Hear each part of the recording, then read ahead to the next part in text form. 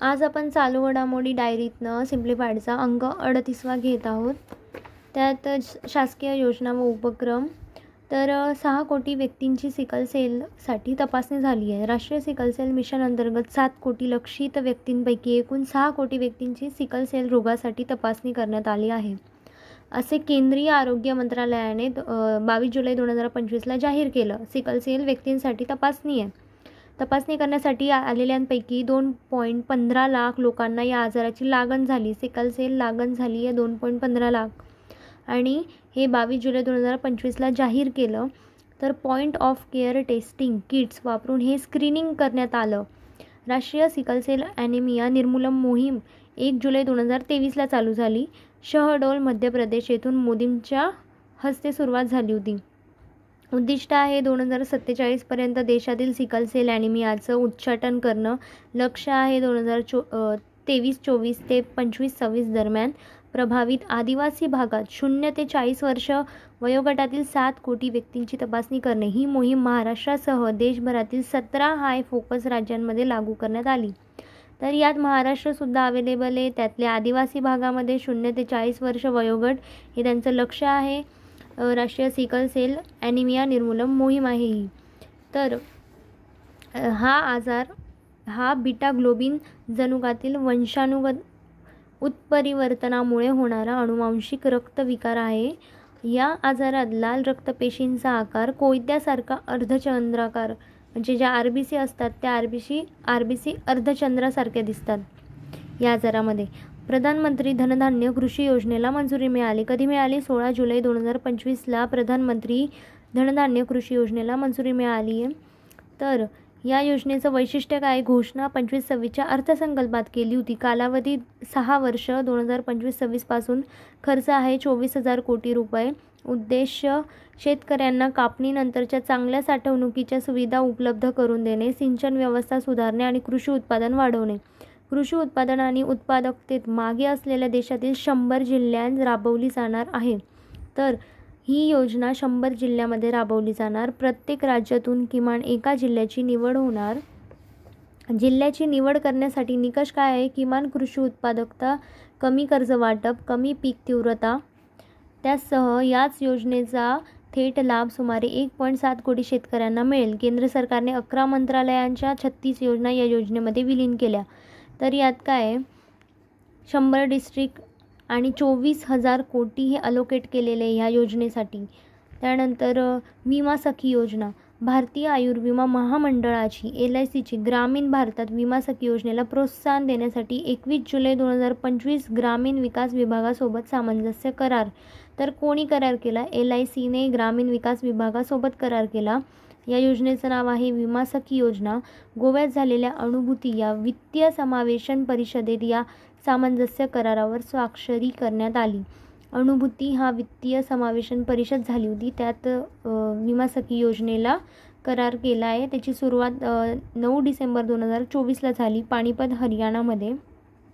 ही कामगिरीवर आधारित शिष्यवृत्ती योजना आहे विमा सखी योजना. महिला सक्षमीकरण आणि आर्थिक समावेशनासाठी सुरू करण्यात आली. उद्दिष्ट काय? पुढील 3 वर्षात संपूर्ण भारतात 2 लाख विमा सखी नियुक्त करणं. 3 वर्षात 2 लाख. आणि निवड झालेल्या महिलांना 3 वर्षाचे प्रशिक्षण आणि मासिक विद्यावेतन दिलं जाते. पहिल्या वर्षी 7,000 रुपये, दुसऱ्या वर्षी 6,000 आणि तिसऱ्या वर्षी 5,000 रुपये. असं टोटल 13 आणि 5 किती झाले? 18,000 रुपये दिले जाणार आहेत.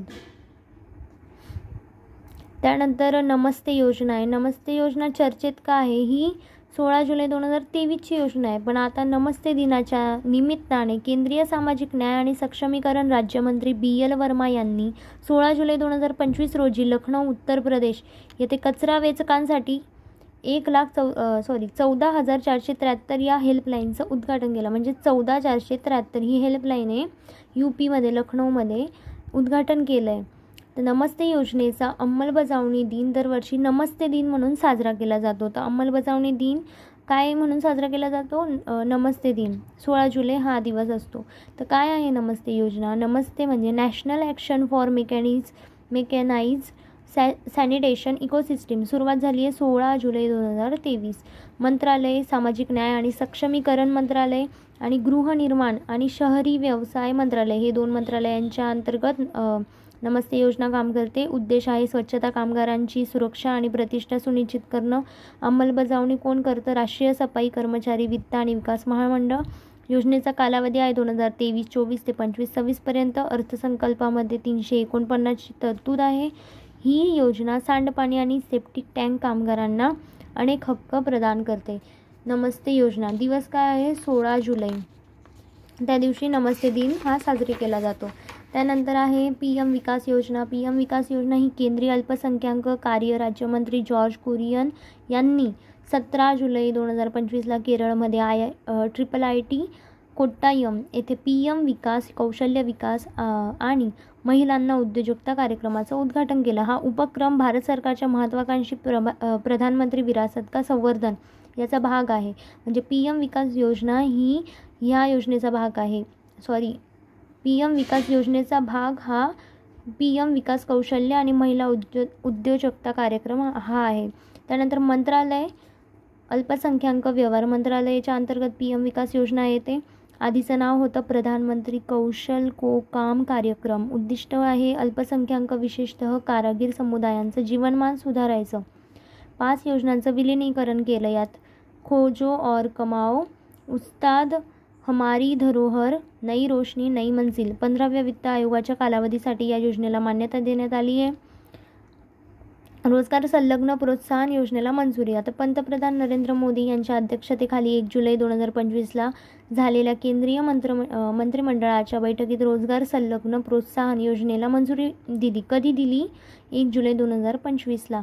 योजनेचा उद्देश आहे विशेषतः उत्पादन क्षेत्रावर लक्ष केंद्रित करून रोजगार निर्मितीला पाठिंबा देणं, रोजगार क्षमता वाढवणं, सर्व क्षेत्रांमध्ये सामाजिक सुरक्षा वाढवणं. हे कोणाचं उद्देश आहे? रोजगार संलग्न प्रोत्साहन योजना.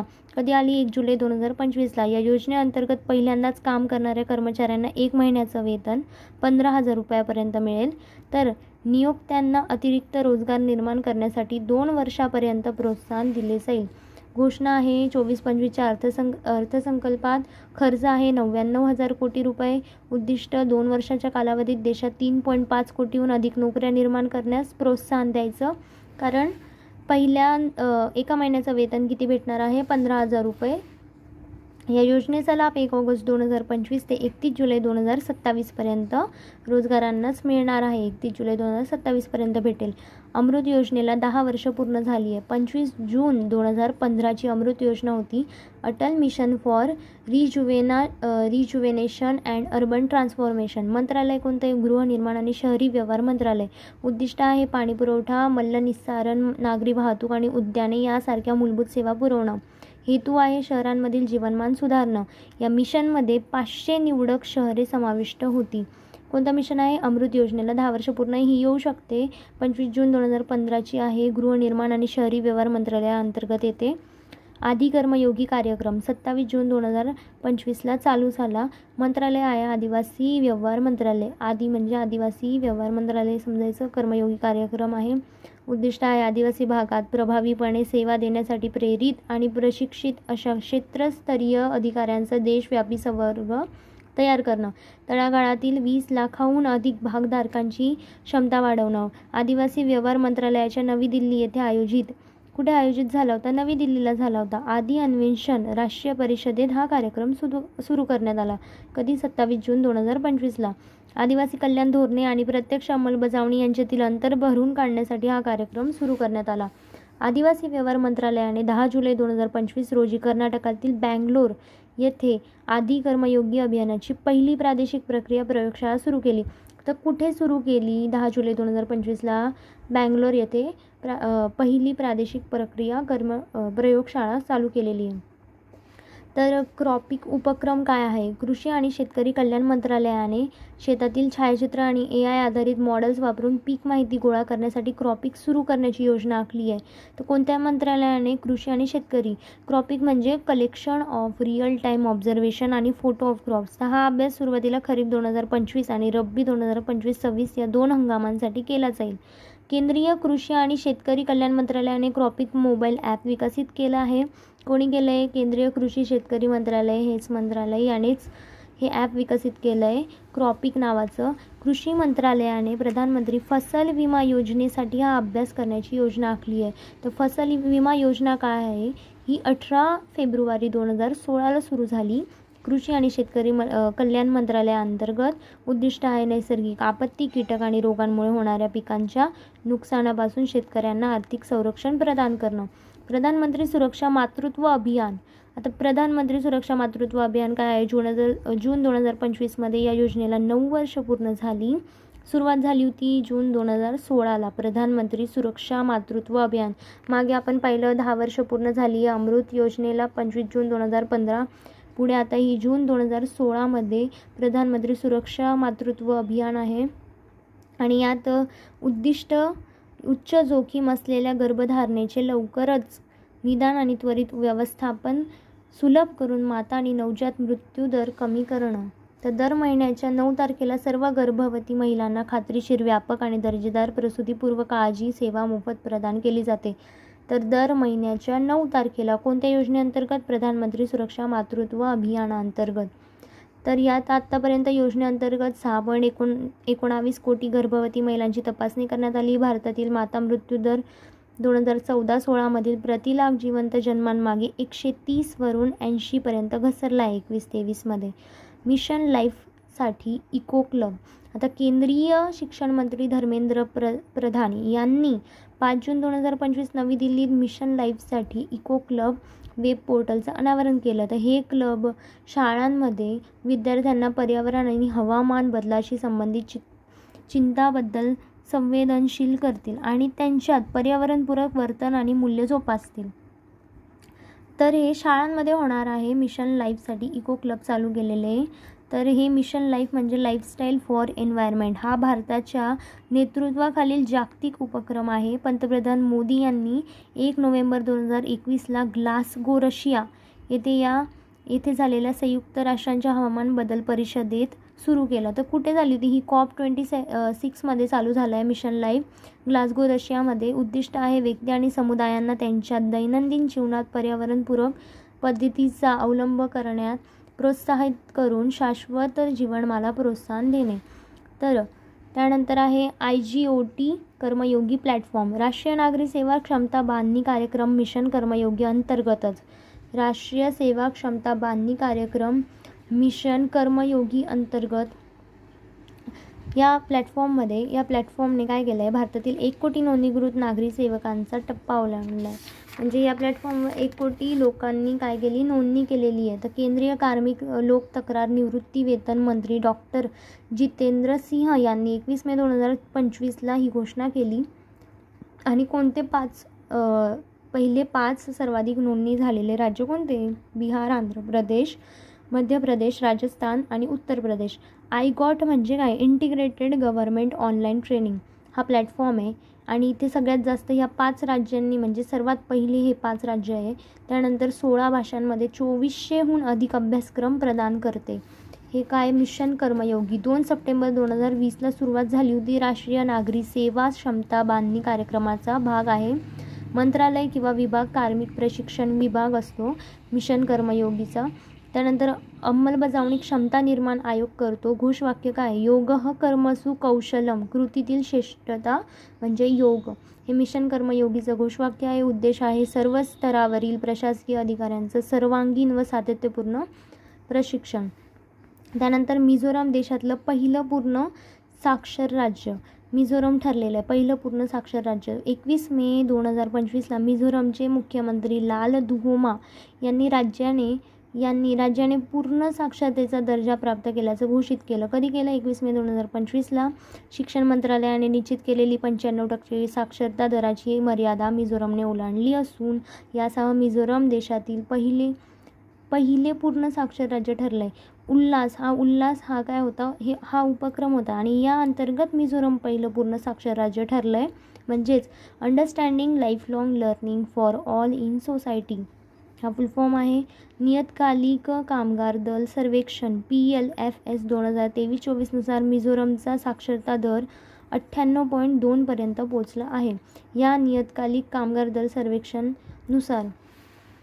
त्यानंतर सर्वाधिक साक्षरता असलेले राज्य 2024मध्ये आता पहिलं कोणतं आहे? मिझोरम आहे. नंतर लक्षद्वीप आहे 97%, लक्षद्वीप, मिझोरम 98%, नागालँड येतं, केरळ येतं, थोडासाच फरक आहे. नागालँड 95.7%, केरळ 95.3% आणि 5वं आहे मेघालय.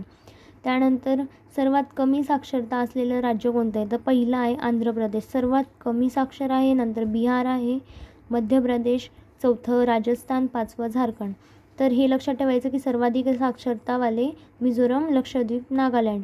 त्यानंतर सगळ्यात कमी आहे पहिलं आंध्र प्रदेश, बिहार. त्यानंतर गोवा हे दुसरं साक्षर राज्य.